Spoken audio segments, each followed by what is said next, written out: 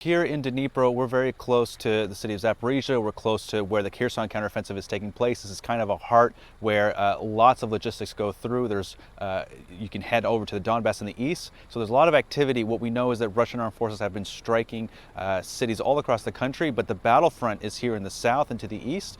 And in the city of Zaporizhia, it has been absolutely getting pounded by Russian rockets. And in the south, in Kherson, the Russian-occupied city, we know that there has been talks of evacuation. Now, the messaging has been a bit muddled, so you have to bear with me because the Moscow-backed official there said that he was appealing to the Russian leadership to evacuate the city there. Then his deputy came on and said that there was no retreat from the area, and today his deputy said that he's urging citizens to take a, quote, humanitarian trip for recreation and rest to Russia. And then there's a phone number they posted to help citizens go to Russia. A Ukrainian member of parliament has said that this is not an evacuation, but rather a deportation, and has urged Ukrainians living in there to try to get to Ukrainian-held territory via that Zaporizhia route that is just a couple hours from here. There was memorials marking some of the fighters, including the members of the Azovstal steel plant. There was lots of remembrance today.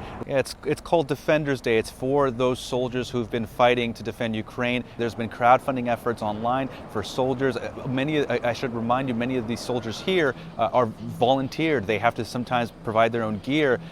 Ukrainian families sometimes crowdfund for those. And of course, there was a remembrance for many of the fallen, including, as I said, those who fought in Mariupol. So one of those days that's important here in Ukraine, and it comes at the end of a week where we saw strikes all across the country, including Kyiv, the capital.